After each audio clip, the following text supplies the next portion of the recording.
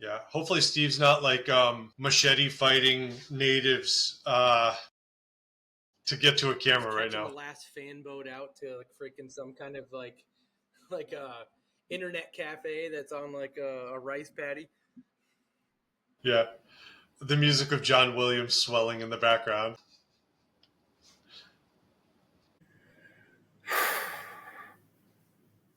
I will tell you though, Punta Cana is the greatest argument for capitalism since North and South Korea. Okay. It was exactly so. We drove from Santo Domingo on the west to Punta Cana in the east, and it's like driving from north to Time out, Steve. You know what I'm going to say? Maybe save it for the roundup. We could maybe chat about it then. Is that cool? Sorry. Yeah. And then that way. No, what's up? Did you have to jerk him off or something? Like. No. The guy's rubbing sticks together in the backyard to generate my internet connection. He just got really tired. I guess he fucking took a break. I don't know. He got maybe sexually frustrated and you had to like help him find release or something. I mean, internet, is a valuable tool. Can't put a price on that sometimes. I'll do anything for my internet connection. Well, anyway, it's nice to be reunited. Welcome back to the States, Steve. I'm glad that you made it on. Anyway, so this has been long delayed. And I just wanted to start by saying, because this is a monthly podcast now, and it is the month of June. Happy Pride Week, fellows. Pride Month, I think. Well, the week we do the podcast is Pride Week. But yes, you're right. That is couched within Pride Month. That's right. That is being downplayed by corporate America, though. You think so? Didn't know if you guys noticed. No, 100%. You guys have been hearing some of the stuff. A lot of major companies will, like during Pride Month, they'll put a rainbow on their emblem and insignia, and they haven't been doing it this year. Like Amazon was one of them. Then how am I going to know? How am I going to know who to do business with if there's no gay flags on the? You just like I needed a flag to tell me that Target is gay. All the shots fired all at once. All right. Yeah. And so I don't know if you guys remember, but the last time we recorded, our episode was like an hour and 56 minutes or something like that. I ended up chopping off roughly 25 minutes, 30 minutes, something like that with editing. But it was insane. So we're going to run a much tighter ship tonight. We are already 25 minutes into it. Jonny and I were on time. Steve, you late us, little motherfucker. But, Jonny, do you have your drink with you? Yes, that's right. All of a sudden, Jonny forgot. I'm drinking some Evan Williams. It's like a single barrel or something like that. It was the, probably the only non-Scotch whiskey I have in the basement right now. It's time to Steve, I don't know if you remember this, but this is a callback to our first round where everybody on the call except for me was shitting on EW. Including the gentleman that's shoving it down his face hole right now. Dude, I'm telling you right now. I remember. There's an old adage, friends don't let friends drink Evan Williams.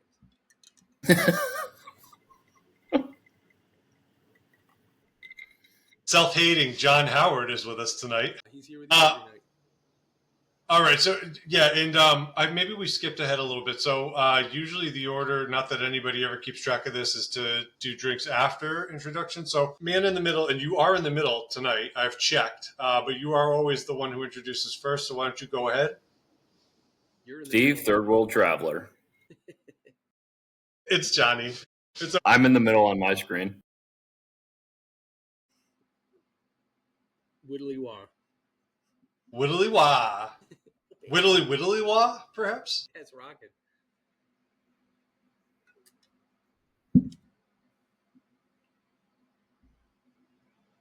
Was that for Steve? Yeah, I was throwing over to the other man. Again? Steve, third world traveler? Hey. You can cut and I'm Ben Tomzak. Yeah, I'm just going to have to hack this to pieces. Please, God. We're rusty. This is not a practiced podcast. Yeah. And Benny, just so you know, we are going to have to ride in a tight ship because I'm probably going to pass out up here if we go longer than an hour up in this freaking in this room up here. All right, under threat of heat stroke. Got it. Okay. Well, in that case, I'm Ben Tomzak, and I am happily married. Sorry, boys. Happy Gay Pride Month. All right. So I came here ready. I've had a real rough day. As I was saying to Steve before you came back on, Jonny, everything in my house is falling apart. I told you a little bit about it yesterday, but now I have discovered that my dishwasher is leaking and has now damaged my hardwood floor in my kitchen, basically just since yesterday. And my AC is developing a block of ice on it, which means that the outside of my air conditioning unit is nice and cold, and the inside of my house is like a convection oven. So this is just like two of the many, many things that over the past week or so have developed. But with all that being said, the reason I bring that up is because I need to be drinking Scotch whiskey now. And I came on ready to shit all over this bottle that I've been drinking. Dude, Lefroy's great. I love Lefroy, and I've been really feeling Lefroy lately, which, Steve, remind me, because you took French in high school, is French for the frog, I believe? Lefroy, is that right? Bro, it's Celtic. You dumb bastard. There's like, yeah, all right. It's not the frog. Lefroy is not the frog in French. Okay, so usually like I just go for the standard like 10-year whatever, because like it's not cheap, but it's, you can afford it or whatever. This one is the Oak Select, and it kind of just tastes like somebody set a peat bog on fire and then just took all the water and put it in a bottle. It's not that great. Throw in some Love it. sausage in there and you got it. Well, no, sometimes I really like that, but it's just gross. It's like kind of watery, but it tastes so delicious tonight because I'm really depressed, which is what I was driving at. What about everybody else? What do you guys have? I got the Glenlivet Caribbean Cask. Apropos.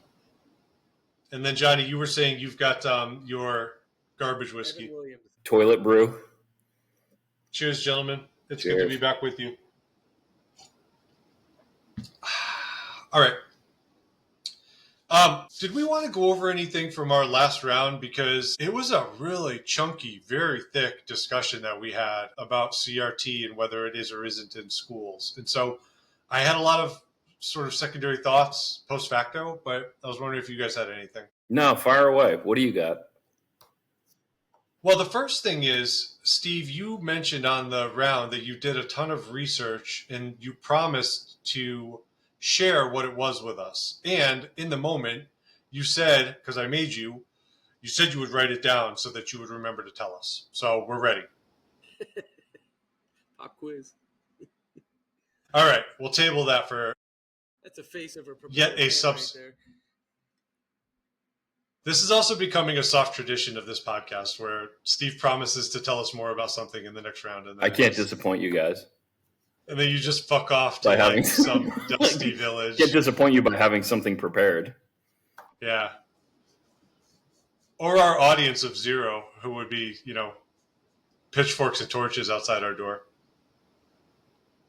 And just as I consult the outline, one thing that I thought was interesting, this is probably a little bit of a cliche, but the conversation that we were trying to have about elements of religion in schools and how that does or doesn't conflict with CRT being in schools. And so, Steve, because you were in the leftist position, you were trying to make the case that you wouldn't have an objection to religious imagery or symbolism or even dictates like the Ten Commandments being in a schoolroom.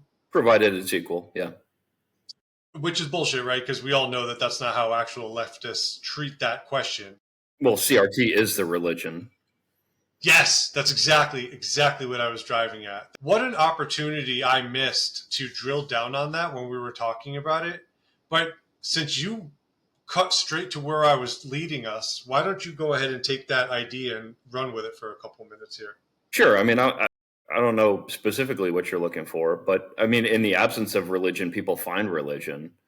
So, I mean, to the extent that this is your moral underpinning, in the same way that Christianity, Islam, Judaism is anyone else's moral underpinning, CRT is how they derive their values. So, I mean, they've even got their version of the cross, right? Well, it used to be the rainbow flag, and the trans flag, and now it's that god-awful amalgamation. You don't happen to have a picture of that thing, do you? Don't I? Cue it up. Don't you? No, I can do you one better. I can show you all the current flags. Let me see if I can get this squared up while we're talking, which is super sloppy. I'm sorry, listening and viewing audience, but yeah, Steve, I think that's a great reiteration. And all I meant was like to give you the ball and let you run with it for a minute. Was just to say that because CRT is explicitly derived from Marxism, which is in and of itself a religion, it's just a one-to-one. Like, you've got everything that you need. There's a totalizing worldview. There's a heaven, hell, or insider, outsider, saved or damned dichotomy. Everything about it is religious if you actually just stop and look at it for 2 seconds. Yeah, really. I mean, the big difference, if I can just step in, the big difference between that and Christianity is forgiveness, right? There's no forgiveness if you step outside the bounds here. That's right. It's perpetual damnation, or at best, purgatory. What is pie? You guys can you see the flags? Yeah, I can see them. I can see those all right. things. Does that one have a pie symbol in it? That's what I was saying. Yeah, that's the one Jonny just... polyamory. Maybe they just don't know what the pie symbol is. They're just, maybe to them it looks like 3 people 69ing each other. I don't know. That's a good call. That's the best I could think of. Yeah, I don't know. It's a great question. So, listeners and viewers of strawandsteel@gmail.com, write in and tell us why the pie symbol is on the polyamory pride flag. Is it worth bearing down on any of these anymore? The Bear Brotherhood pride flag is my personal favorite. Should we call out favorites? Does that make sense? Yeah, I mean, I got to go with the pie flag. That one's just flabbergasting to me. It's good. They're all just melting my mind right here. I don't know what a circle has to do with intersex. My favorite. Honey loves all of them, is what I'm hearing from that. I celebrate. There's a flag for that too. Again, we uncovered left-hand, right-hand Marxism, the critical left-right theory last time we talked. Now we've got flag Marxism. I don't know. Every episode we should figure out a new type of theory or critical Marxism or something, I suppose. Should be easy enough. I think so. We could literally just throw the spaghetti, throw a dart. Kiss. Guys, that's good enough for me. I just wanted to kind of touch on the CRT religiosity. Of course, that goes for every critical theory. But since we talked about CRT last time, that's what I wanted to touch on. And did you guys have anything else you wanted to go over? No, please get me out of this. All right. Well, I don't think you're going to like the frying pan you're jumping into, or the fire as it may be. So for tonight, I'm actually going to be moderating for the first time in a while. And drum roll, somebody, we're going to have Mr. John Howard taking on for the first time the conservative position on a subject, and he is very excited, ladies and gentlemen. One I would want to do. Just throw it out. I feel compelled to make you regret those words because I think we could find a worse one. But for now, let's just be content to say that Jonny feels he's ill-prepared. I have a feeling that you're probably still going to just slap Steve down with 15 minutes of just straight statistics reading, and we'll see how that goes. Go with me. Steve says bring it up. Bring it on. Let's go to the left first, right? Opening statement. Yeah, we're ready to...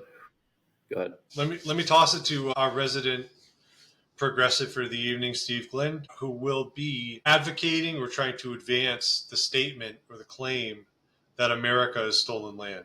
And of course, John, as our resident conservative for the evening, will be trying to undermine that argument. Steve, take it away. Yeah, so tonight, America as stolen land. Obviously, in the past, there have been innumerable instances of armies fighting, conquering areas, taking them over, making them their own. We don't call anything else stolen land but America. The difference being, and the right likes to claim that it's conquered land, not stolen land, and understand that. The difference here being that it wasn't so much the wars that were fought in America to claim land. It's the broken treaties. They were the Native Americans that were here initially were granted a series of treaties that allowed them their own lands, and they were broken by the U.S. government and various other entities. That's why it was stolen. They were granted something, it was theirs, and it was taken back from the government. And I'm going to expound on that as we go along. And that is all I've got. Thank you, Steve. Jonny? Forfeit my opening statement. No. Did I just see a shotgun with a tow trigger behind you, Jonny? Are you okay? I told you guys I wasn't. When you shifted your weight, I saw something. Blink twice. Got me worried. All right, so since John Boy has yielded his time back, Steve, if you've got anything else you'd like to add, go ahead. But Jonny, I'm gonna hold your feet to the fire a minute and just say, like, as the person trying to undermine Steve's argument, you've got to say something, even if it's just, "Hey, I disagree with you," and you have a stupid face. Like you can just say something. Like I said, I mean, he is trying to redefine what stolen means. So, I mean, I think one of the biggest things that I would say is like, so if you could just lay out your definition again for what stolen is, because I'm not sure that I agree with stolen means that the government promised you something and then took it back. Not sure I see it that way. So could you just try to redefine what that is for me again? Well, sure. I think there's a perfect analog to home ownership. You're granted a title. It's guaranteed by the county to your house. If the county decides to break that and just take your house over, they've stolen it from you. I don't think anybody would disagree with that, right? They're not compensating you in any way. They're just taking it back. They're terminating the agreement, ripping up your title, and taking your home back. So stolen has to imply that there's a government involved with the term right there. Is that what you're saying? Well, it has to. It implies that there's ownership involved, and it's guaranteed by a government. Okay. I mean, my thing is that we can go and kind of bring it to its origin right here. So the people that first settled the Americas right here, I mean, you wouldn't consider taking something that's not technically yours as stolen? Well, I mean, I don't know that it belonged to anybody before that. There certainly weren't any.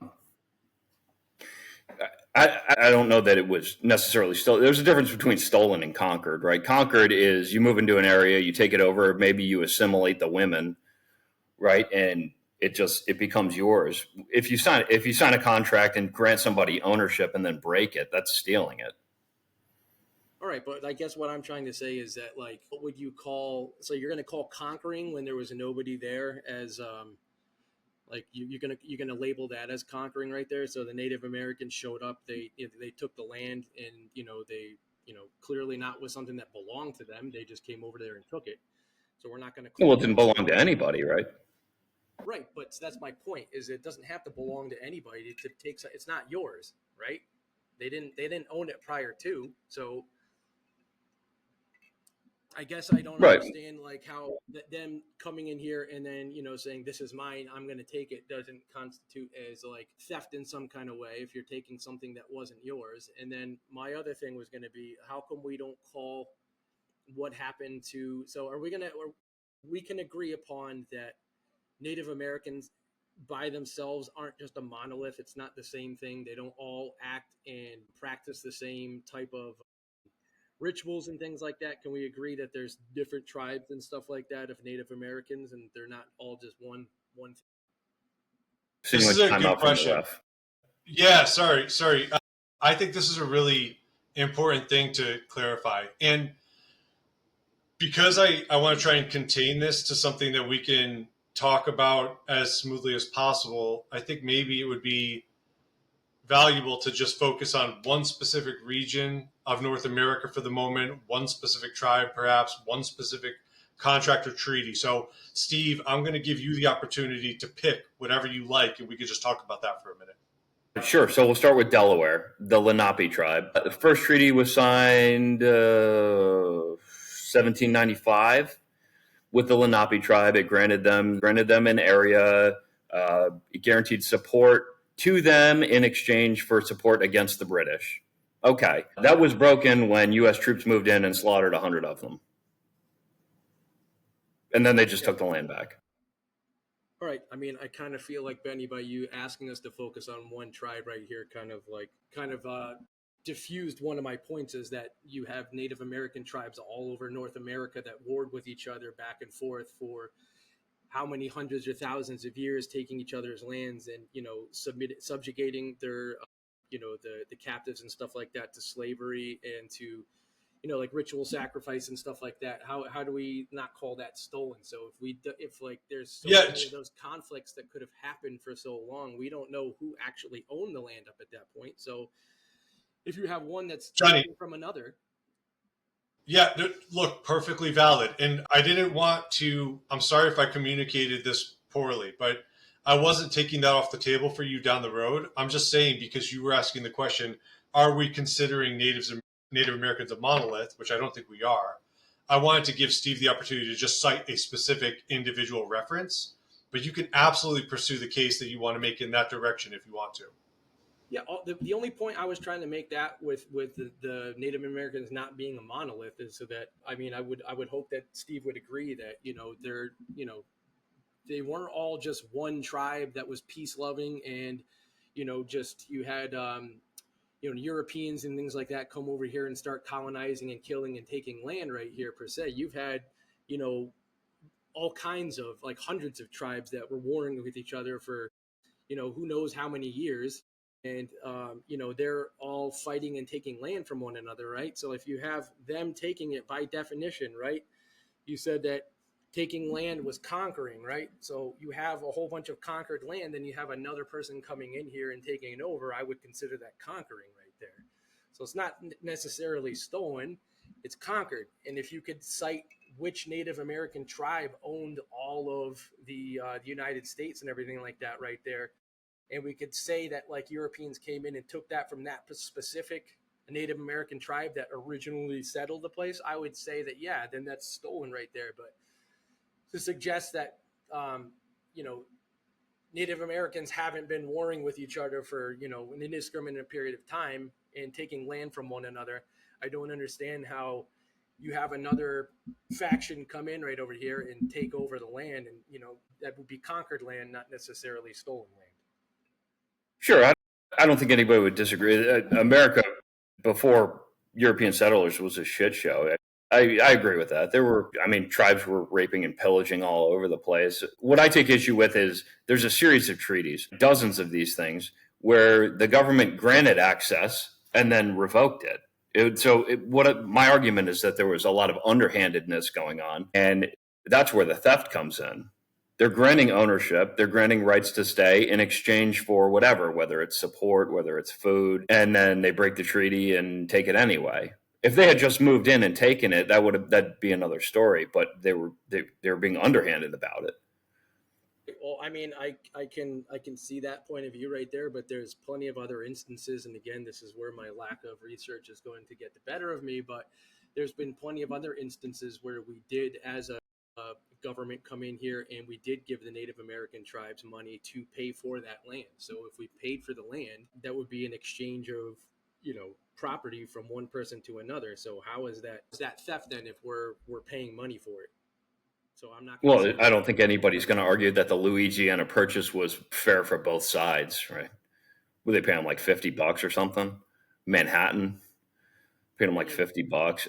I mean, they didn't understand what they were doing. It's not like they've got a team of lawyers.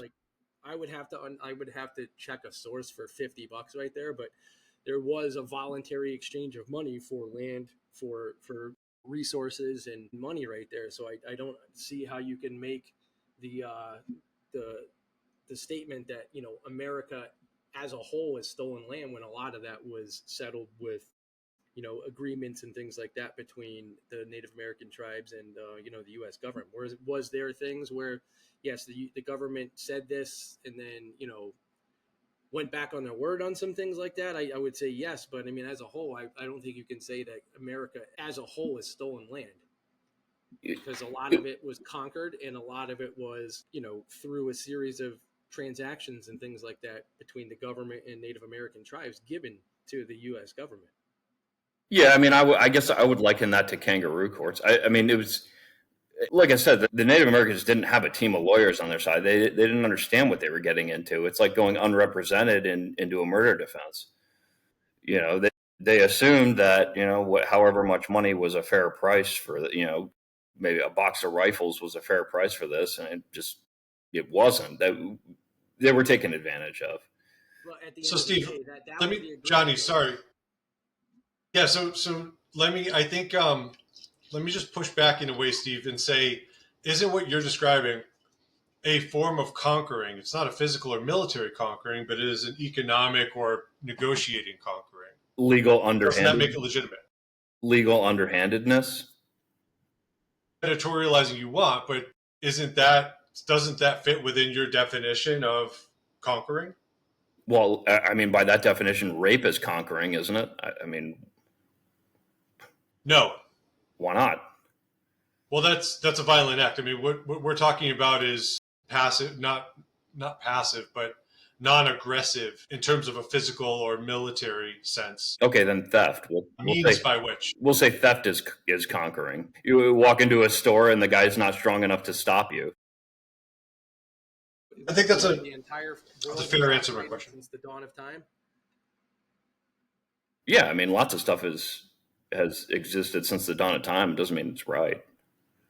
Never claimed So that it was prostitution. Right. Conquering is one thing and theft is another thing. So Jonny, what do you say to Steve's home purchase or mortgage analogy, where two parties agree to something and then the other party rescinds on that agreement to the detriment of the party that's losing the possession? I mean, that's different than what Steve was saying, that they didn't know what they were getting themselves into and they didn't have a legal team.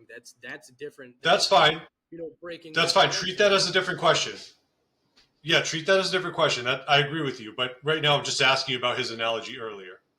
Yeah, I don't think that's an unfair analogy right there. I would say that if there is terms that were agreed upon between two parties and they said yes and both parties agreed to it, and one party rescinds the agreement that they had, then yeah, I mean, I would say that that's probably taking something that's not yours. I mean, I think that would fit the definition of theft.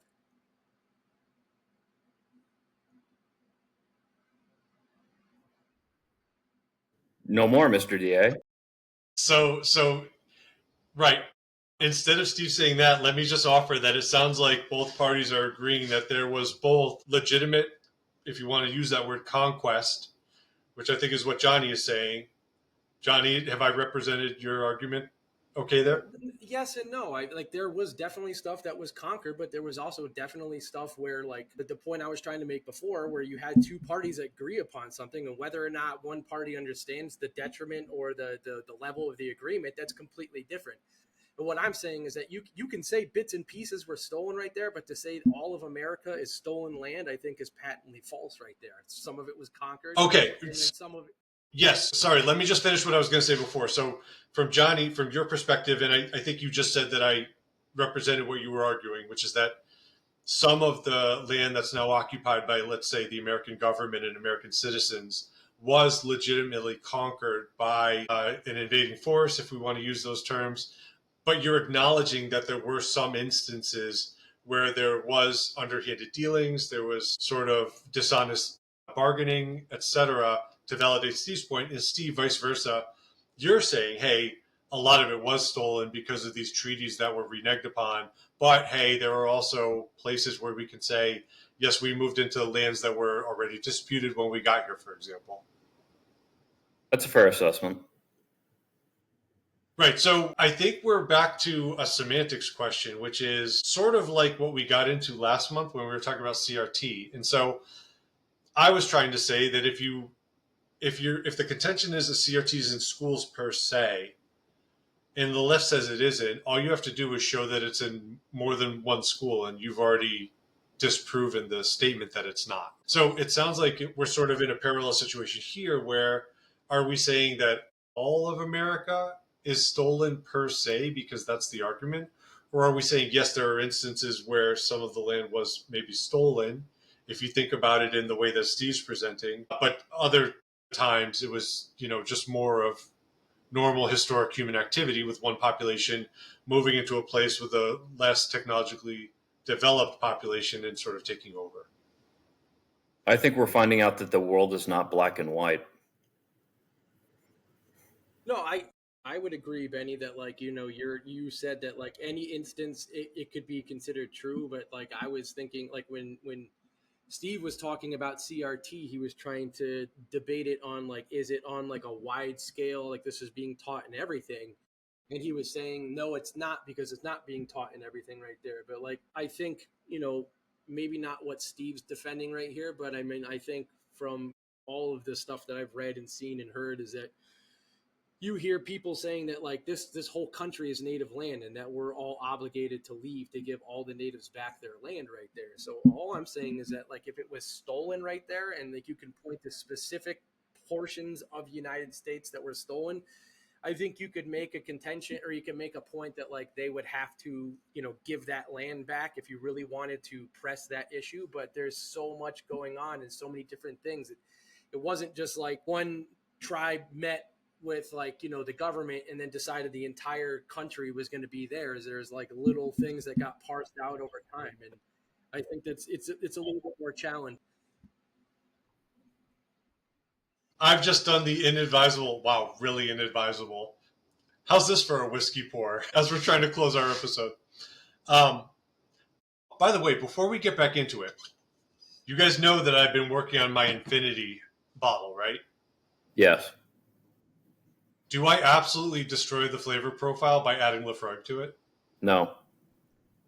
It's not an infinity bottle if you're not mixing it up. Yeah, exactly. Well, see, that's the thing. I'm surprised I thought, you definitely, Steve, I thought you were going to say no, accept all challengers. You drink the whiskey, it goes in the infinity flask. So, I think interesting. Okay, I'll have to think about it. it.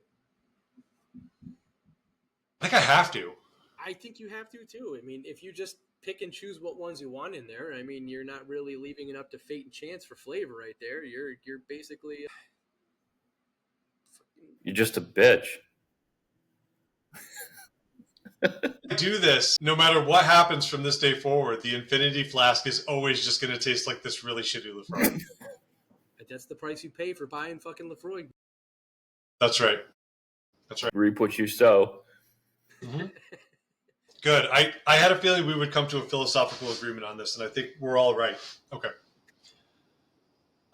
So this is going to require a lot of editing, but I think where we had left off was we had said we're in a semantics argument where we're trying to figure out, are we talking about all of America being stolen land, or are we talking about some of it being stolen and others parts of it just being acquired as humans acquire land from other humans? The part and so John, I'm sorry, I'm finished up. I thought you were done. Yeah, exactly. Yep. No, all I was going to say is I think that the average leftist's like point of view on this thing is that the entire country of America is stolen land right here, and I don't agree with that. I think if you want to sit here and play the semantic games, that there's bits and pieces of America where the government, like reneged on some treaties and things like that, and you want to call that little plot of land, wherever that happens to be, as stolen land, I think you're fair to say that. But I think if you're looking at the entire country in totality, I think it's disingenuous to say that it's all stolen land. I think some of it's been conquered. I think some of it's been purchased fairly, or you can say fairly, but I mean like both parties consented to, the agreement right there. And then you have other instances where, yeah, the government definitely screwed over the Native Americans, but I don't think you can say as a whole that America is stolen land. I think that's, I don't. No, I mean, I think the bad apple spoils the bunch here. There was so much on it. It seems to me like the entirety of America was taken whichever way suited them best. If it was conquering, that's what they did. If it was just moving into uninhabited land, that's what they did. If it was giving treaties and breaking them, that's what they did. So, I mean, I think if you steal some, you've stolen it all. So you're saying that if you get a flat tire, you pop all four of them because one's flat? I don't see how you can say that like genuinely, that if one instance of negativity, then it's all spoiled right there. I think it's too big of a country right here and too much land. And if we're going to go down that route, You could say that about every country that exists in the entire world. Then the world's stolen land. So if the world's all stolen land, it doesn't matter. It's stolen. It's not. I'd say it's more like walking into a grocery store, stealing $10 worth of items, and paying for 50 of it. You're still a thief. So I just disagree with that. Yeah, so let me just I want to ask you a question, Steve. And then maybe I have one final thing I want to ask you guys, and then maybe we can move to closing statements. But earlier, when we first started the conversation, I think essentially you set up the premise that the government, by virtue of the fact that they were dishonest actors in a negotiation with Native American populations who were negotiating in earnest, and then the U.S. government reneged on promises they made or allowances that they had promised to the Native Americans, that's what constituted the stealing of the land that you're describing. But if the Native Americans were the possessors of the land in the first place, what gave the Americans or the government the authority to make those negotiations in the first place? In other words, if we're saying Johnny's premise is that the U.S. government came in and took the land by force, which is just what humans do. Okay, so we've all agreed that that's the case already. You're saying that it was the dishonesty and the bargaining that constitutes the stealing. But what gave the U.S. government the authority as a negotiating agent in the first place, if not that they were coming in and threatening force to take over the land anyway? Well, no, they set up their own government on uninhabited land. The issue that I have is they moved into inhabited land. They made a treaty with them in exchange for goods and services, and didn't hold up their end of the agreement. In multiple cases, by the way, dozens of cases. I think we're getting back again to what Ben's saying is a semantics argument here. So if we can't agree, like if you're saying that one bad treaty, not, that was spoiled by the government constitutes theft completely, like I said, I think we're going to just disagree on a philosophical level here. I think that you can look at that specific treaty or that specific land where those things happened, and you can say that was stolen land. But I don't think you can say if other parts of it were acquired either through force or through some kind of negotiation. There'd be a lot of cases for that. I'm not going to say that, like I told you, I've already conceded that there's going to be certain pieces of land where the government did that, but I'm just telling you there's other parts. So look, we're going to do closing statements, but I want to just ask you both first. Can each of you, and we'll do Steve and then Johnny, you can answer. I want each of you to address the question of land acknowledgements, and just give me your thoughts, like from your perspective. What's the value, or why is it stupid? Can you kind of just explain what you mean by land acknowledgements? Right. So like a lot of times a politician or a public person, this is especially true in North America and Canada, before they start delivering their prepared remarks or their speech, whatever it is, they'll say something along the lines of, okay, everybody, I want to begin by acknowledging that we're standing on land that was formerly occupied by blah, blah, blah tribe or indigenous people, that land was taken from them by force, and, et cetera, et cetera. Are you familiar with this land acknowledgement type thing? Okay. So that's what I mean.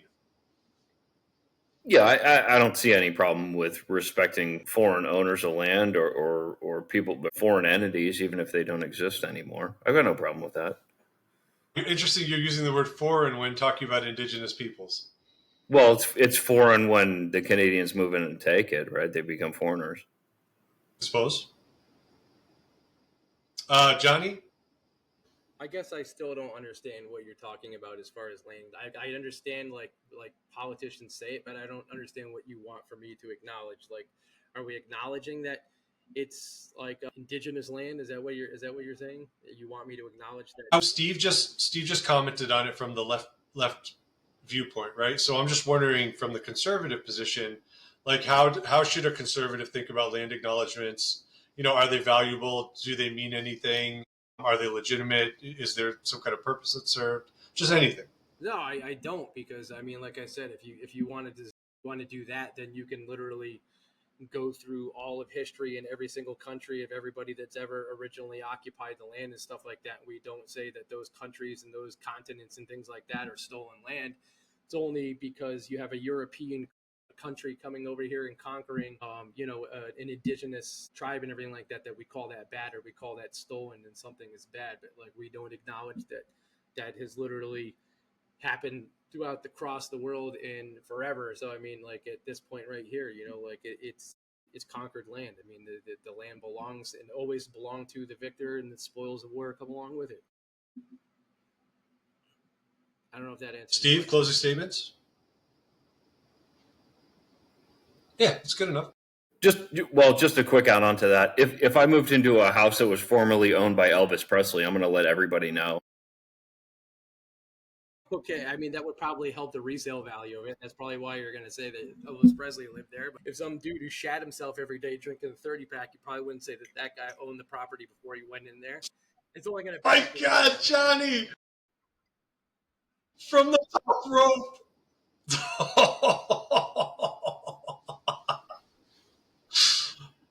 Man, I'm so glad we kept going. That's the gold nugget in the slag heap. Steve, do you have anything to say after that? I don't know, man. You win. First conceit from the progressive side. Jonny, see, you thought you were showing up with a bunch of empty magazines, but look what you just did. That was a fucking spray and pray right there. That's what that was. I don't know. That's like when you grab and twist, in a fight that you're losing. You just grab the sack and twist it. All right. Same question, though. Steve, do you have any closing statements? No, I mean, my closing statement's the same as the opening one. My issue with calling it conquered against stolen is the underhandedness.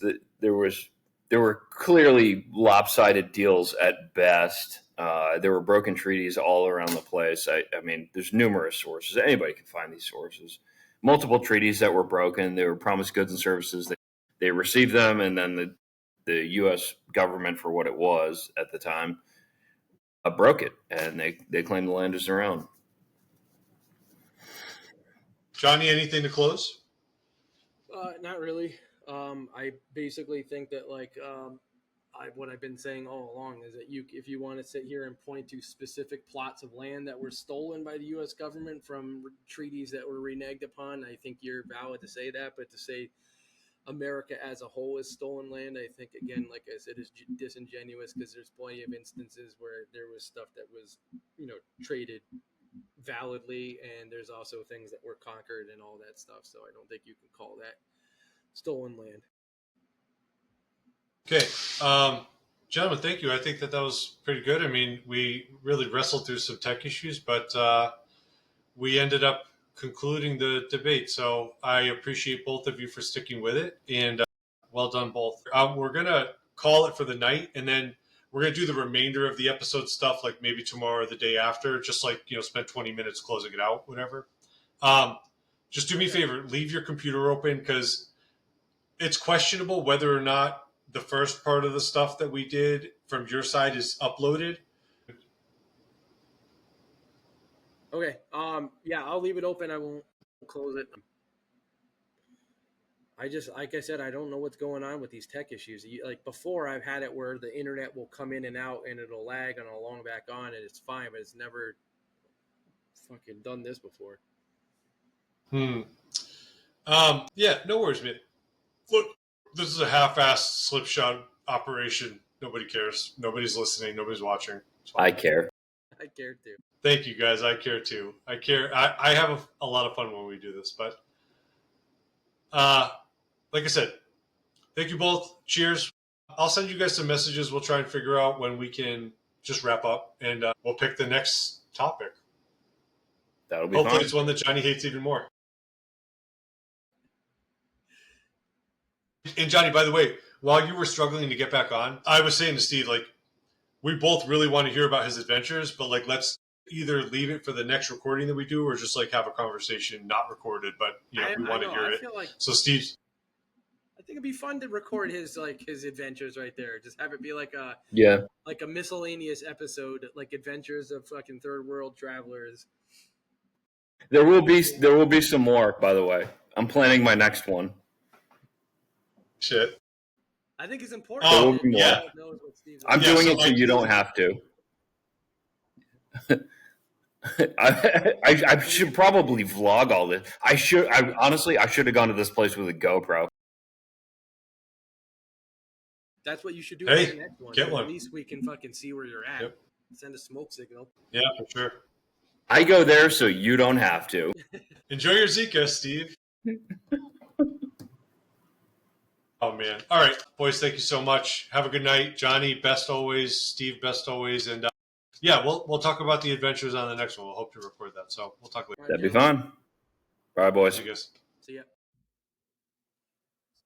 So to recap real quick, because I know, like I said, we're on a timeline here. We had been talking about whether or not America has stolen land. I was moderating over what I thought was a very interesting conversation where, Jonny, you were, for the first time, occupying the right position and trying to say that, I think, well, maybe I'll give you a chance to re-summarize. Steve said he didn't remember what we talked about, but. Well, Okay. we kind of hit like an impasse with it because of like the same thing that we did when we were going over the CRTs not being taught in schools. Like we're like one side is arguing that like any evidence whatsoever, says that exists, but we're also saying that for it has to exist a little bit more on a bigger scale for us to actually say it truly exists. So like if you want to argue semantics that like because one deal with the Native Americans, like where we, totally hosed them on the thing, on the deal, that like that constitutes America as a whole is stolen land, instead of, if you can trace back to like what specific deals where it was stolen, and you could say, specifically that land would actually be stolen, but the rest of it was, just bad negotiating. I think you could, we kind of hit that impasse in the debate right there. We're arguing kind of from different points of view, like where we were with the CRT, and that I believe that it was, like, who was that? You were on the right, weren't you, Benny? Steve was. You was on the CRT? Oh, I'm sorry. On the CRT, no, I was. Yeah, so like, Steve was saying that because, you're looking at small examples of certain classes and different things like that, that's not proof that CRT is actually being taught in schools. But if you were arguing that like, okay, well, that's a school, it's being taught in that school, therefore it is, I think that like we would set like a parameters for, like at what point do we say that, we accept a certain amount of evidence being there for us to say that, yes, it is stolen land or it isn't. Whereas like CRT was the same thing. Steve, do you want to add anything to that or represent your own side real quick? Because I have a question that I've just thought of based on what Yes, Jonny of said. course. And actually pull me back to this point. I have an interesting legal case to talk about that it's jogged my memory on a really interesting legal case, right versus left.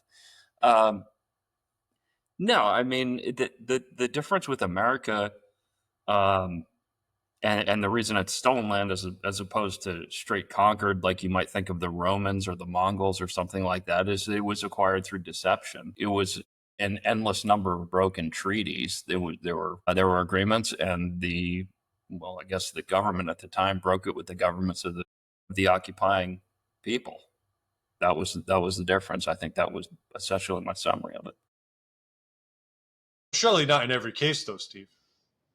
That was the point I was trying to make, is that you'd have to go case by case where treaties were legitimately broken, and not just the Native Americans not having a lot of leverage in terms of negotiating or not knowing what they're negotiating to the extent that it is. And they voluntarily entered into those agreements. So therefore it's not stolen, even if it wasn't, the most honest, negotiation that was there, is still it was one party exchanging something for another party right over there. So Sure, I get that. that's where I'm. That makes our map look real ugly, right? New Jersey still belongs to them. New York belongs to us, except for part of New York. Texas belongs to them. Kentucky belongs to us. I mean, that's kind of an ugly map. I don't know how you make a country out of I that. mean, if it is or if it isn't, that doesn't really change the fact that certain parts of the country was stolen and certain parts of it were just negotiation, and it was a raw end of the deal for the Native Americans. So Yeah, at the risk regardless of of what the getting map looks like, it still stands that some of it was a legitimate negotiation and trade. at the risk of getting sucked back into the debate, which I think we decided was concluded, I just wanted to clarify because it sounded like even in the retrospective, Jonny, you were saying like it's a case by case, but Steve, you made the blanket statement. It was all a result of underhanded dealings. That's a solid rundown. Yeah. So just to clarify and put the capstone on, and you're still wearing your leftist hat here, Steve. You're saying that it was all the result of underhanded dealings, that there were no legitimate conquerings or takeovers per se. I don't know if there were none, but if it's unoccupied, that's one thing. If it was unoccupied, there was, yeah, right. But we conquered took over an entire country, right? There were some people that were living here already and were It wasn't a country, underhanded dealings. Well, the now country, it was a series of small nations, nation states. I don't think they thought of themselves that way. And did we know that if there was anybody here before the Native Americans, do we have any kind of geographical or historical data that maybe there were other people here before them? History doesn't go back that far, so they might have potentially stolen land from somebody. There might have been, but I don't think there were written deals that they broke. They just killed them and took it, right? And I'm not arguing that that's superior, but maybe stealing is better than conquering. All of the peoples that are quote unquote native to North America and Mesoamerica and South America came from Europe across the Bering Strait. So, if it's true, and I think all of our archaeological and anthropological data says that this is the case, that Africa / the Middle East was the cradle of civilization, and then sort of like humanity spread out from there. There were no human peoples on these three continents before they came across the strait. So, the Native Americans, quote unquote, or Native North Americans, however you want to phrase it, they all found uninhabited land themselves, so I think that's the point you're driving at, Jonny. Yeah, but I mean that you would be, I think, correct in that, that's kind of the current model, but there's more research coming out, and I don't have anything specifically to state to, but I do know that I've read some stuff about their kind of rethinking that Africa was the cradle of civilization right there, and that there's other kind of archaeological evidence and anthropological evidence that's coming out to maybe kind of disprove that not being necessarily the case right there, that there's other places where humanity could have started. I think that's getting too far back into the I heard this, so that's fascinating to me. Maybe we can take an aside for that later in the recording here. But with that being said, I think we're wrapping as far as the debate goes. And so if it makes sense to do so, we can move on to the picker wheel. Sure. Do it. Sound good to you guys? It does. All right. So theoretically, I'm sharing the picker wheel. Can you guys see it? Not yet. No. Balls. I forgot how to do all of this. Okay. All right. How about now? Yeah. All right, wonderful. So please be welcomed back to our delightful picker wheel. I'm going to go ahead and spin this beast as the moderator. It is my prerogative to do so. And close catapult.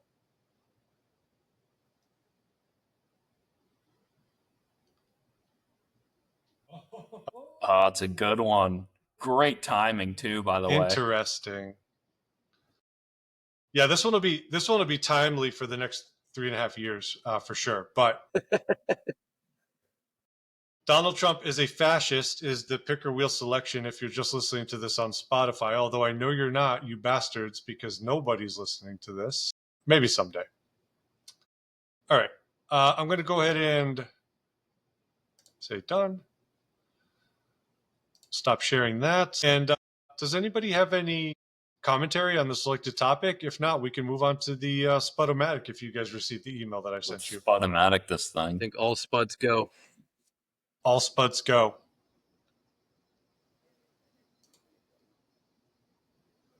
Let me know when you guys are ready. Ready? 3, 2, 1. God. Son of a bitch.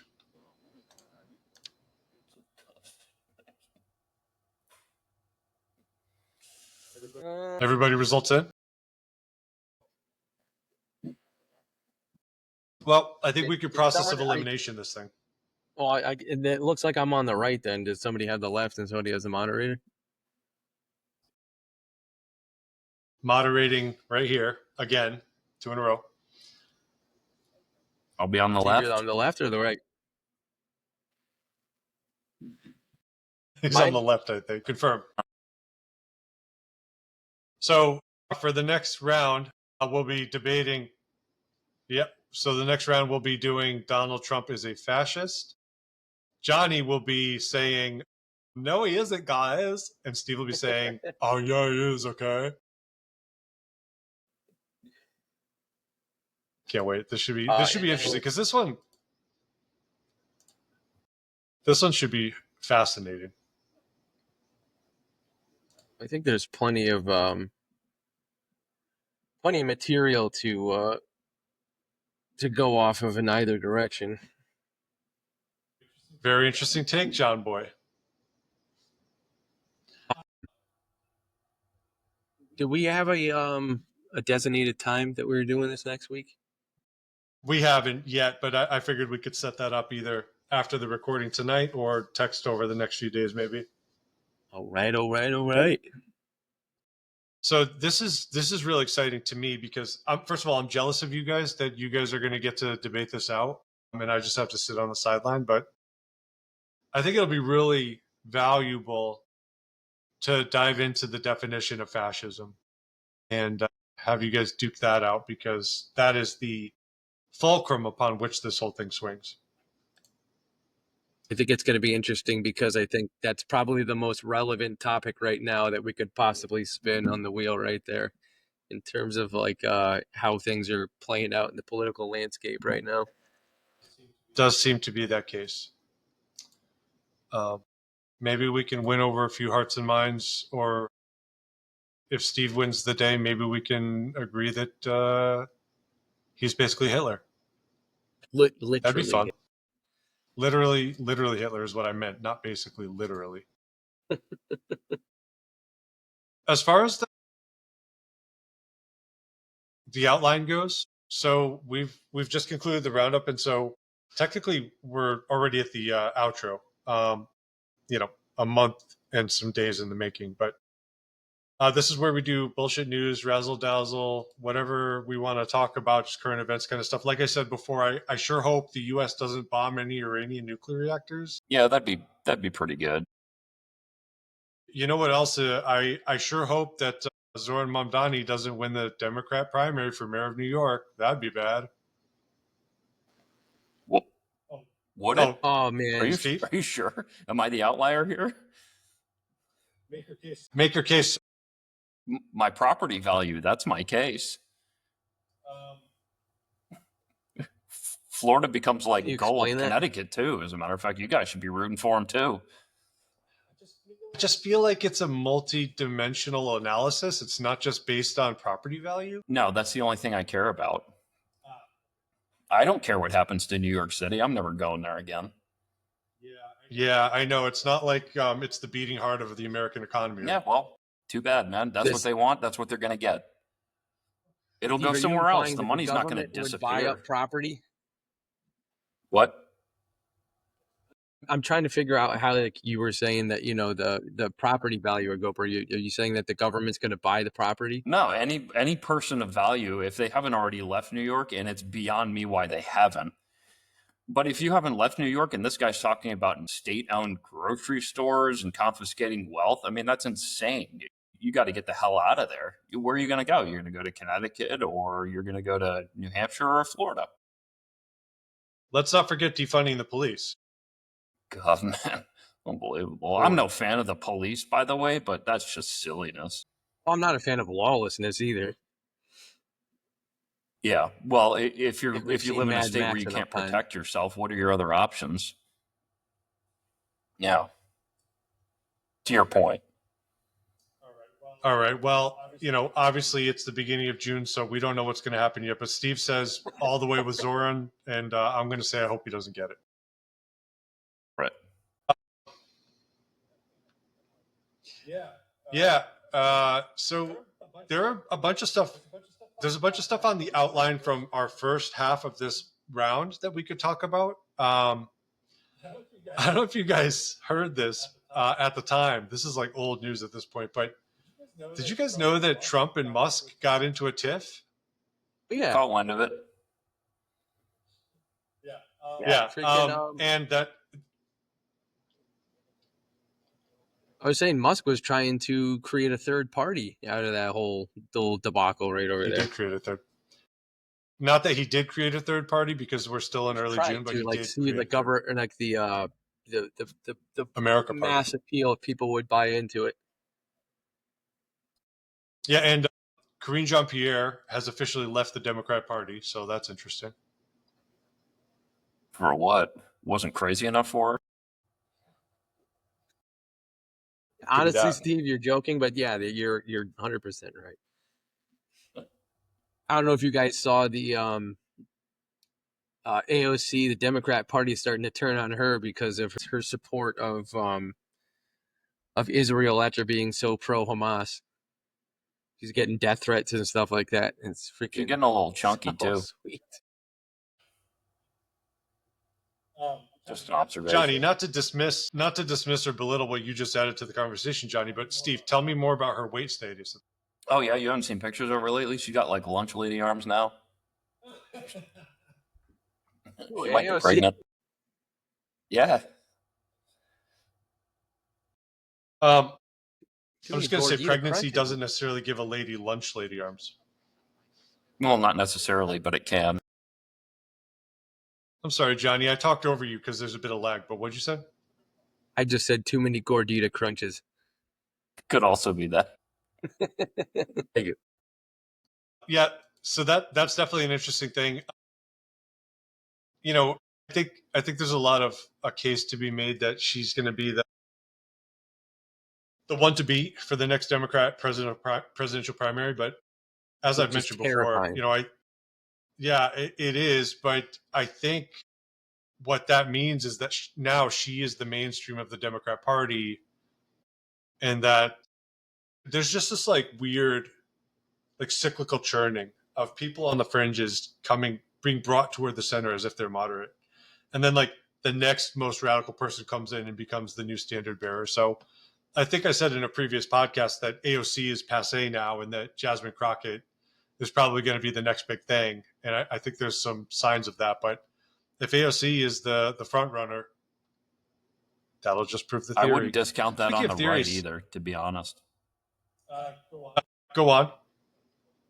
Gen Z, I don't know how much you follow this guy. Gen Z is basically this new generation. I think 2000, 2005 and on, everybody born then. And they are super conservative. I mean, super conservative. And Donald Trump is losing support among them. Everybody assumes it's because they're more liberal, but I think Donald Trump's losing their support because he's not hard right enough. Yeah, I've been listening to a lot of James Lindsay about this lately, and maybe you've heard some of it too, Steve. And I've sometimes wondered if the reason you don't like James very much, or if that is in fact accurate, is because of this. So, are you guys familiar with this whole woke right concept? I just started hearing about it, but I'm not really sure I understand what that means. Like definitionally what that means. Like what makes you woke on the right? Let's hear the the perspective from X, Steve, if you don't mind. Sure. So, I mean, woke as it stands is understanding that Black people have been historically oppressed. Everyone is racist, microaggression, things like this. Woke right is basically the flip side of that, and being that whites are oppressed, they're being systematically oppressed, excluded from colleges and things like this. And it's a rise up against that. Yeah, I think that's a pretty good 30,000. And I don't know what merit there is to this, but when I listen to it, it makes sense that it's even deeper, more philosophical, and even religious than that. And that woke is essentially repeatable Gnostic sort of meme of human psychology, whereby, you and a group of people that are like you on some dimension identify yourselves as having been ostracized or excluded from something that you want to be included in. You've woken up to the fact of that status, and you're actively fighting and working to counteract it. So, Steve, I like your description of how the woke right has now sort of manifested itself, but it's like the hardest core fringe of MAGA populism has now started to take on characteristics of like sort of a racially parallel white lives matter sort of thing. I don't know that it's necessarily exclusive to white people though. Like in the same way that Black Lives Matter became like about BIPOC, right? I think there are other sort of like tertiary dimensions that you could analyze this on, but I agree with your sort of analysis. Howie, does any of that make sense? This is like a crazy Absolutely, thing it 100% makes sense. I just didn't know that was like kind of consolidated into like an actual term now. I know that there's a lot of people that have made the case for a lot of that stuff that I'm kind of familiar with, but I didn't know anybody actually gave it like a definition or a term. So, Steve, as our man living in the X swamp, I've heard before that sort of in the same way that BLM has explicit Marxist ties and sort of the left generally, a lot of the modern leftist philosophy can be traced back to Marx and communist theory. Do you see an experience, and I've heard this to be the case, so I'm interested to hear if you've seen it too, that this sort of woke right faction is sort of excusing some Hitlerisms and sort of saying, you know, yeah, he became anti-Jewish later, but he was kind of just like trying to get Germany to be good and like blah blah blah, fighting against outside invading forces, all that kind of stuff. Is that something you've seen? Interesting. So yeah, it's like the other thing about the woke right, woke left dichotomy maybe is that there are these sort of figureheads in either Marx or Hitler that sort of stand for or represent the movement. That's accurate. There's particularly a lot of minimalism going on, but of course, everybody knows where that leads. Minimalism. It's a good word. Yeah, so who would be the figurehead then for the woke right? Well, in terms of philosophy, I think people are sort of looking at some of Hitler's writings or speeches or things that he was known to say and saying, hey, this is like he wasn't always wrong, like is kind of the idea, I think. So that's what I meant when I said figurehead. But I think you're asking of like, who are the standard bearers for this movement? Yeah. So like if there's a term for this right now, are there anybody like specifically that's like kind of mainstream or popular that is kind of spearheading this woke right movement? I can name a couple, but Steve, you probably know more. Actually, I'd be curious to see what you've heard on this. So I think the God, I don't remember his name. The guy who's the head of the Proud Boys. Is anybody? Andy, no. No. Andy knows not the head of the Proud Boys. He was a journalist that got the shit kicked out of him in Seattle. They were trying to tie him to the Proud Boys. I don't know if that was actually a case. He's a Hispanic guy, which makes all the sense in the world because Proud Boys are white supremacists. Right. So obviously put a Spanish guy in the head of it. But Yeah, so that's one that jumps to mind readily. I don't swim in these waters, so I don't really know who the prominent people are, but you guys probably heard there was a historian or somebody who holds himself out to be a historian on Tucker Carlson. Dave Smith, I think, might have been his name, who was kind of making the case or trying to make the case that Churchill was really the villain of World War II and that, there were some aspects of Hitler's policy that could be excused. So that would maybe be another. I don't think he's in the woke right himself per se, but he's somebody that they would look to maybe for philosophical guidance. I think I've heard like Candace Owens sort of is swimming in these waters a little bit. People like it's difficult to nail anyone down. It's pretty decentralized, but it's certainly a movement that requires a figurehead. Yeah, it'll probably it's in its nascency, right? So it'll probably continue to consolidate a little bit more. Anyway, I didn't mean to make a big discussion about it because I don't know that there's enough material for us really to talk about. I mean, James Lindsay has done like 6-hour-long podcasts at this point about it, but that's his thing that he does. So, but I just wanted to bring it up to see if you guys had heard anything about it or had been exposed to it. I'm seeing it grow. Please keep us posted if there's any news on that. Probably not a good thing to have a quote unquote conservative mirror image of the worst parts of the left, So No. Steve, let me ask you a question. You had said that Gen Z is like Donald Trump's not going right enough for him. Mm-hmm. What specifically on what issues do you think that he's not conservative enough for Gen Z? Because I have heard the statistics that it's the most conservative generation to come along in a lot of decades. So I'm just curious to see like what kind of hardline issues that he's not conservative enough on for them. I would say the easiest example is deportations. They don't think he's getting rid of illegal immigrants nearly as fast as he should. That's the easiest example. I don't think they like his trade policies either very much. That seems to be another sort of woke right thing. That's why I brought that up, Steve, is just because of your comment on Gen Z. I think sort of in the same way that a lot of young people who were oriented or predisposed to be left oriented sort of signed up for like the woke left kind of philosophy. It seems like young people in Gen Z are sort of falling into this woke right basket.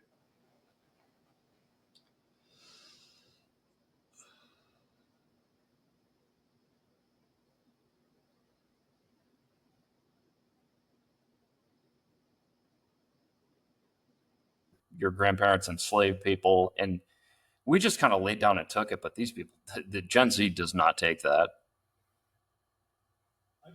I didn't have much of that. In fact, growing up in the 90s, I thought like we were doing pretty well, racially.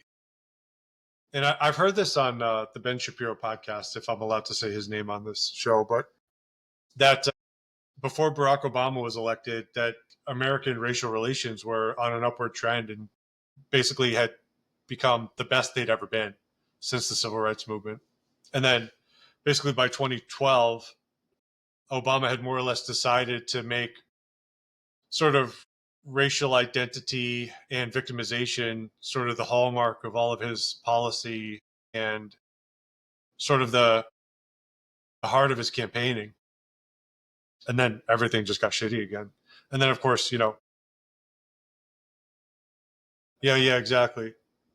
Yeah, I heard that as well. I don't know, like statistically or data, like how you could prove that. I mean, I don't know, but I definitely know that that's kind of a commonly held belief that Barack Obama in 2008 and his first term was pretty racially divisive and continued to do that. And you started seeing a lot more identity politics being kind of in the mainstream after that. Yeah, I think it was based on opinion surveys where they got that data. But, it's kind of like he came in and he had this hopeful message. And I think probably he himself believed that was his message and sort of his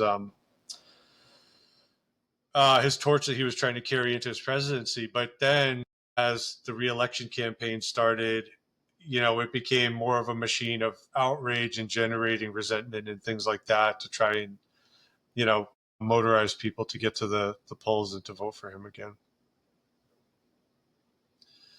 But I wasn't even really there. I was living abroad at that time, so you guys would know better than me. Oh, that's right. You were gone. You were in Japan. Kind of all blur back then. I was pieced out. Yeah, there was a guy that I was friends with. I think he was from New York City. Black guy, really cool. Just like super fun to be around. One of those guys that was like the life of the party. So like everyone was friends with him and we got on great.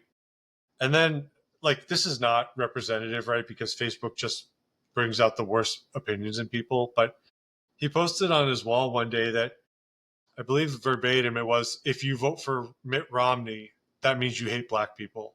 So like that's the kind of campaign that Barack Obama turned into for 2012. Does conservatism get any softer than Mitt Romney? That's maybe that's why it became like that sentiment, because Romney just allowed it to happen. But he did have binders of women, I've been told, so that's inexcusable. What? There was this whole like controversy. If you look back at the 2012 race, it was like the weakest sauce controversies you could possibly imagine. So one of them was that like he tied a dog to the bumper of his car and then forgot and like drove off somewhere, and like that was his. It was like Clark Griswold, like that was the Mitt Romney controversy. But then also, I think the idea was that he had binders. He had binders where he had candidates for like aides that he was considering for his campaign. And, there was a binder for a bunch of women that he was considering. And so like everyone was like, oh my God, he's considering these women in these binders. He's got binders of women. And now if you don't have a binder full of women to consider for aides, you're a sexist, Sexist. like that's pure misogyny. So it's just like, That's how it goes. how the world does turn. Yeah. Yeah, I want to real quick go back to the idea of, and you raised an interesting question about people being native to the American continent.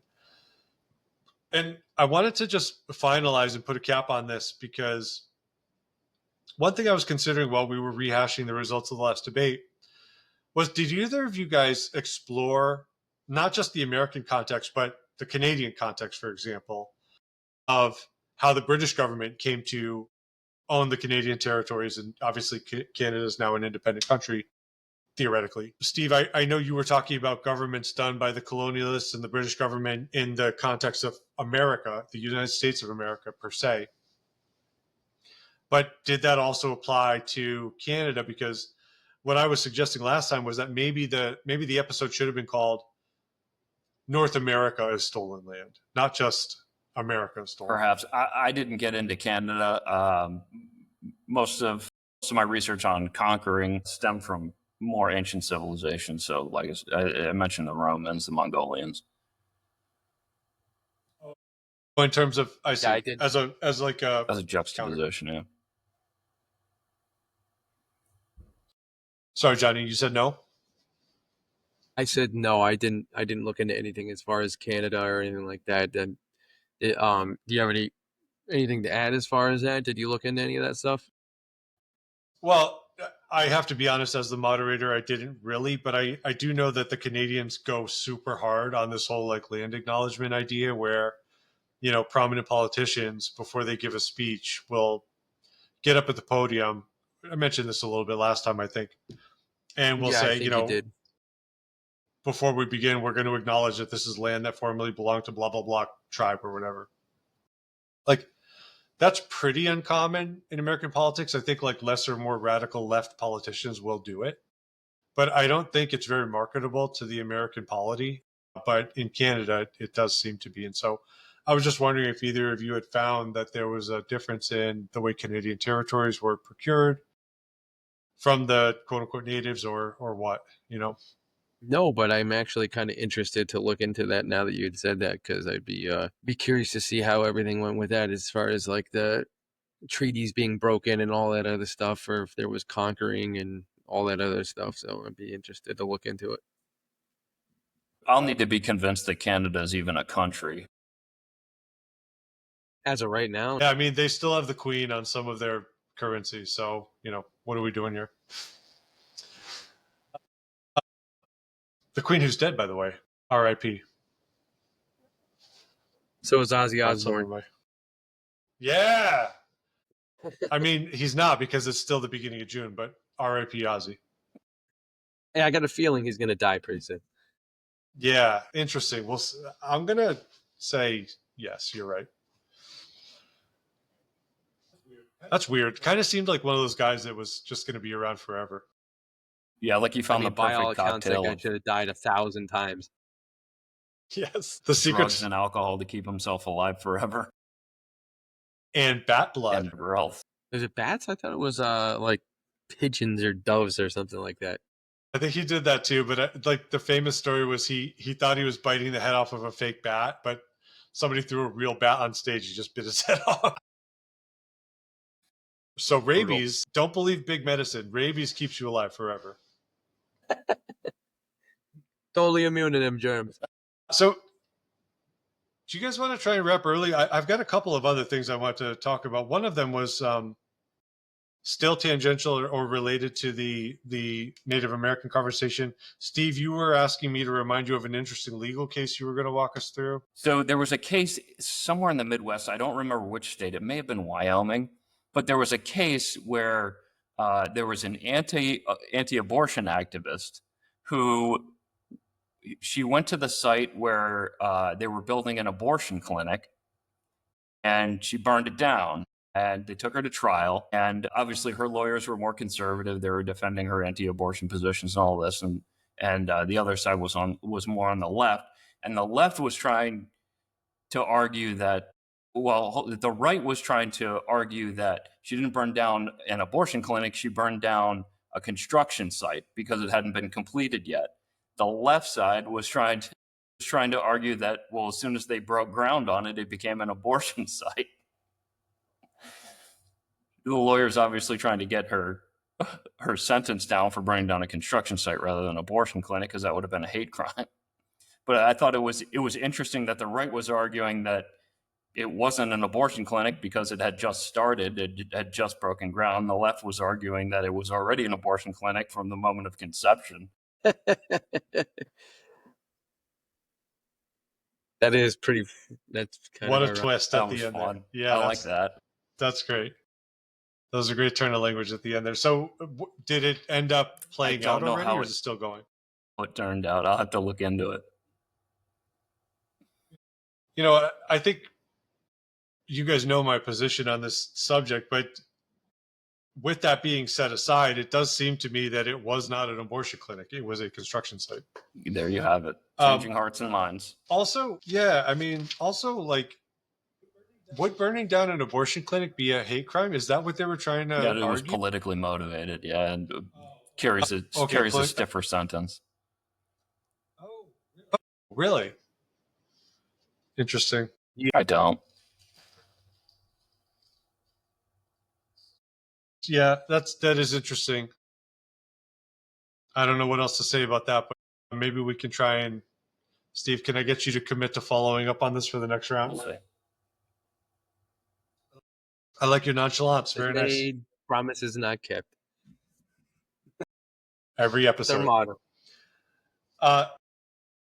So I was seeing something. I'm the only one of us, I think, that's still on Facebook. Is that right? I'm on Never had sometimes. I don't post. Okay. Yeah. Every once in a while, I just, they've got like some interesting things. Like probably it's mostly bullshit. Like one of the big things that I love watching is like some guy out in the woods, like building a log cabin from scratch. Like just watch that all day. They play it in fast motion. Oh yeah. Well, on Facebook they play it in fast motion, so like it's easy to watch and it goes real fast. But I love that. Just like in bed at night for an hour, just watching that shit. But I saw this post that was talking about ancient civilizations and how with a relatively modest definition of ancient, we would never know they would exist, because the way that things degrade over time is so rapid that even a civilization that was reasonably advanced over 10,000 years would basically leave no trace of their existence. And it was talking about how scientists are starting to look for, or maybe have been looking for, traces of radiation that might indicate that there was a power source for these advanced civilizations, or, you know, certain types of decayed metals, things like that. But even 10,000 years ago, or you could imagine that, like, I mean, the Earth is, 4.3 billion years old or something like that. That seems low to me. So I'm sure it's much higher than that. I'm just biffing the numbers, but that's a ton of time. Humans aren't that old, but obviously, we could have had multiple advanced civilizations come and go and leave no trace, basically, just because everything decays so quickly. The environment's harsh, even for a hospitable planet. So do you have anything to add about this thing you were hearing before, Jonny, about the potential of ancient civilizations or origin humanity being in America? No, man. Sometimes I doom scroll and get into stuff, and but I would have to like go back and kind of start looking at it. But I know there's like some stuff out there just challenging some of the notions that things have like originated from Africa. That you have like certain Homo sapiens are like so radically different on like a genetic level. I mean, you could say that, but you also have to say that like 99.8% of most mammals have the same DNA as humans and all that. But if you start looking at like the genetic component between um, like ethnicities and races and things like that, that there's just too much variability in certain places that like they would have originated from the same thing without um, I think some of the mutations that would have had to have happened would not have allowed the species to continue to survive instead of like evolving right over there. So they're talking about potentially having different pockets of human civilization that started in different places. But again, I know some of that's from Europe, but again, I don't have a source or anything really much more beyond that to go on. But I did think that was kind of interesting. And you to your point that you said that matter decays so fast that we would have never you know like we like scientists wouldn't know because there's no trace left of it. I think to your point, like how do we know that there's not been other races in every continent of the world that has been there at some point in time and just died out for whatever reason, and we don't have any traces of them. So Yeah, there very well there's could have been another group of people that lived in the United States or North America, whatever you want to call it. yeah, something I think I saw one time, like, now we're further from the year zero than the building of the Sphinx was, in terms of being BC. And the Sphinx is all fucked up. So, and that only puts us roughly 5,000 years from the building of the Sphinx, if my math is correct, and if I have those numbers correct. So, you can imagine what it's going to look like another 5,000 years from now. Yeah. All right, cool. So, Jonny, I will say, if you come across that again, mark it, dude. Yeah, I'll definitely look up some stuff to try to add to the conversation so we can say I'm just a total idiot and I had a fever dream of this whole thing when I was researching that I'm not totally full of shit. Yeah. So, if it's cool with you guys, that's basically, I mean, the only other thing I would say is I sure hope the House and Senate get the big, beautiful bill across to President Trump's desk. That would be bad if they didn't. But the only other thing that I want to maybe end on, and I can cut this out of the recording later if it makes sense, but just haven't talked to you guys in a while. How's everything going? What's going on? Steve, you were going to regale us with your story about the Dominican. By the way. Man, that was another lifetime ago. Wow. Yeah, seriously. Yeah, so I went to the Dominican Republic, and man, we really take for granted what we have in this country. Most of that country is just total Mad Max. I mean, I'm driving through these towns and cities, and there are no rules, no order. I mean, there's no traffic lights, there's no signs, there's no road markings. You just kind of like jam your way through intersections and hope for the best. Mode of transportation? Mode of transportation?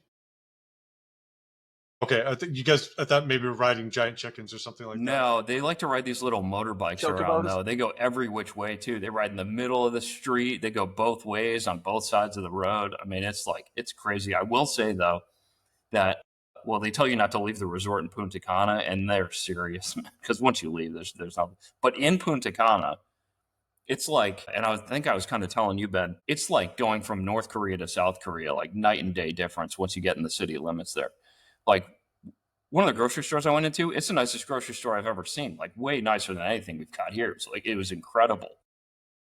And he has Publix. It was not way better than Publix. It was the Supermercado, it was called.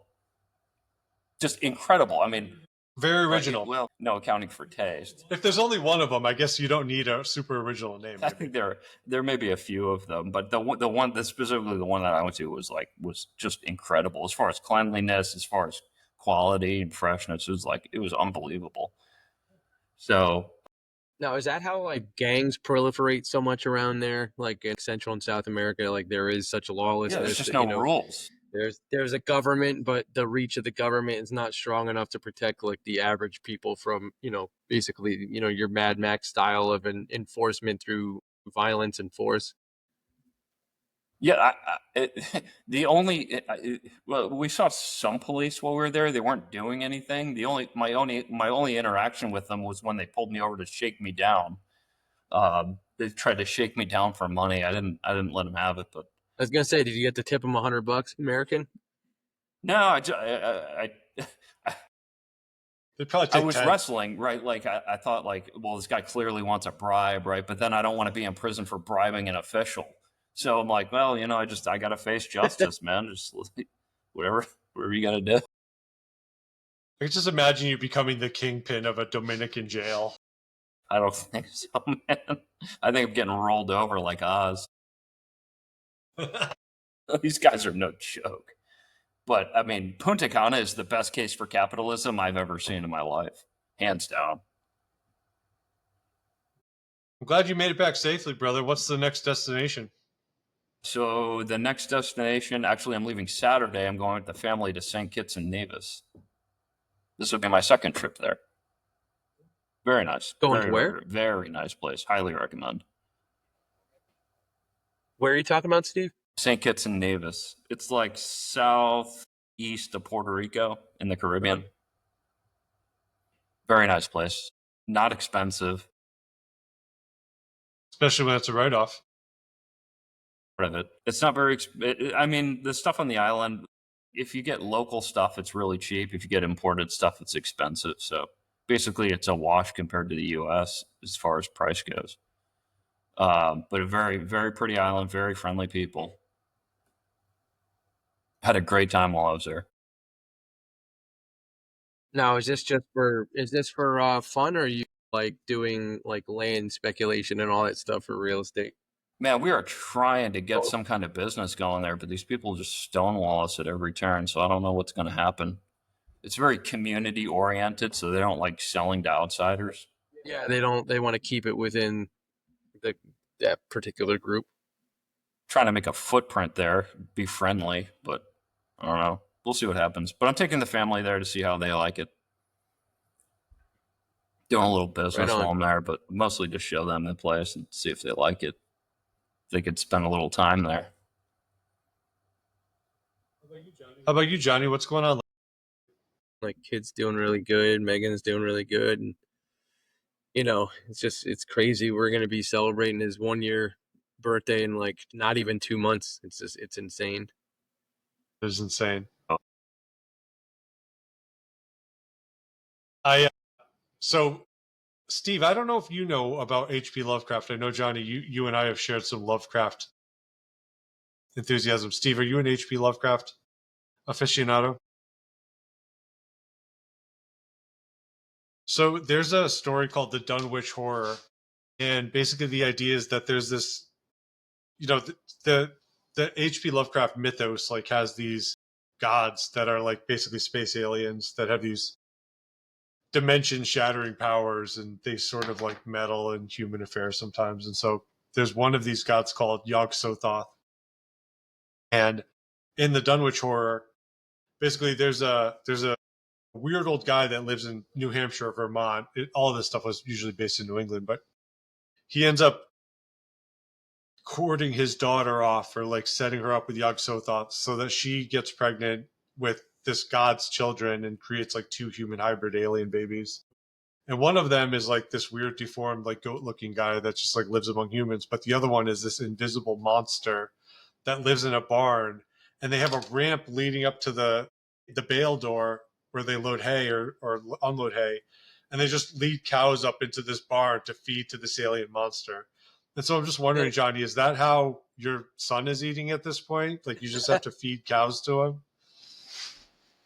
He's actually, believe it or not, man, he's kind of leveled off as far as like the weight gain goes. Like he only wasn't even 2 pounds from 6 months to 9 months, whereas he was gaining like 4+ pounds a month for the first 6 months, which was just nuts. But I mean, he's definitely eating a lot of solid food, but he's more so doing like puree stuff. Not he's not really liking the textures and stuff like that as much. So we're trying it, but you know, he definitely likes the puree. Still crushing milk, but I think because he's so much more active now, he's burning a lot more of the calories. Whereas before, you know, he was just like a blob that laid in, you know, like in the little snuggle me thing, and then you know he would just crush milk and then go to sleep and wake up and crush milk and go to sleep. So he just had like, I felt like he was gaining weight like I was when I was on FMLA, dude. I was eating one meal a day and I gained 18 pounds in 3 months. I was tracking my steps on a on a pedometer that I downloaded on my phone. I was doing like 350 steps a day. It was like when I'm at work, I'm doing like 10,000 to 20,000 a day. I'm like, what? Why am I gaining weight? And then I looked at the Wow. pedometer, like, oh, that's why. I can't wait to get back to work. Holy shit. All right, boys. Well, I think we've talked it out enough, maybe, unless there was anything else we should wrap up with. No, I think that it would be cool to I know we had talked about maybe doing a bit longer of an episode for the next debate. I don't know if we would want to maybe get some talking points together. I know you generally have like an outline, but maybe we can get a little bit more researched for some of the stuff as far as like the banter, razzle dazzle, you know, the round down and all that, to have a little bit more of a fleshed out conversation, since we basically missed 0 days because it's still June. But you know, I didn't know what you guys thought of that, about maybe having like a little bit more, not just being prepared for the actual debate, but maybe having some, you know, agreed upon talking points that we could maybe flesh out a little bit more and make it a little bit more interesting than just like, oh yeah, I heard this or I read this. Yeah, for sure. Well, there were a couple of things that we were going to sort of maybe follow up on from this episode. One of the other things we could talk about is the upcoming BRICS summit. And we can talk about what happens when that goes down finally later in the month of June.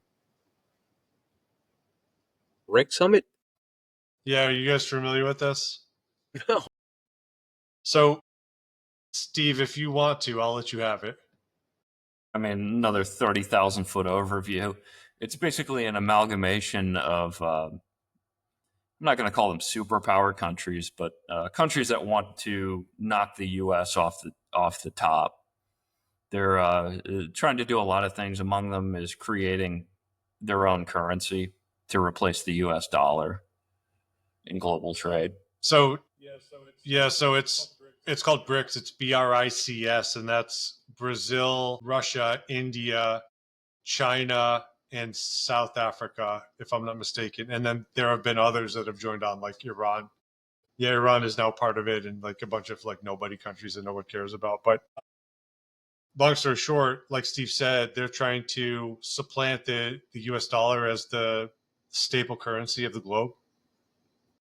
And so when Trump announced his tariffs, and then leading up to this BRICS summit that they had later this month, what they were saying, like there were some people who were saying, oh God, with Trump's tariffs, like, oh, all the BRICS nations are now going to have the leverage they need to knock the dollar off the podium as the top tier spot. And of course, like there was no news that, like, you've never even heard of it, Jonny. Like, there's no news from the BRICS summit that happened. So, like, they can't even agree on what currency they want to use. Like, right now, the de facto currency, I think, is the Chinese yuan. But, like, they're all arguing about it. And, like, obviously nobody uses Chinese currency and probably never will, because it's, Steve, how much can we trust Chinese currency? I don't trust anything out of China. I mean, the problem would arise if they were able to come to an agreement on some sort of digital currency that's backed by an asset, like a world coin that's backed by some basket of assets like gold, silver, oil, things like this. And they've got, all those countries have plenty of it. So it's a thing that could happen at some point. The problem is getting that many people to agree on something. Yeah. Yeah, I mean, I guess it could be a thing. Anyway, I didn't mean to get divergent here, but long story short, we have things we can talk about next time. I mean, just given, theoretically, we're going to do another round in a week or so, right? But the news cycle is moving fast these days. I have to piss my pants real bad. I may have already done so, in fact. But let's kick that down the road. I'll send you guys a text and we'll try and finalize, and you guys can let me know what availability you have or not, and so we can do it that way. You guys just let me know what's going to work best for you and when, and I'll work around your guys' schedule. And if you can't make the thing work, Benny, with us doing it together, I'm not going to be upset about it. I just thought it might be fun, especially while we have our wives tied up watching our kids. Steve also promised to fly up to Connecticut once a month to do podcasting. Let's not forget. I've got it recorded, so well, we next can go time back you come to the up, records. Steve, I need you to bring some things. Yeah, I can bring some things. Right. I might need you to bring some things too. This sounds interesting. We'll have to talk about it. Not on camera. No, not talking about it. Not on camera. I didn't bring it up. Okay.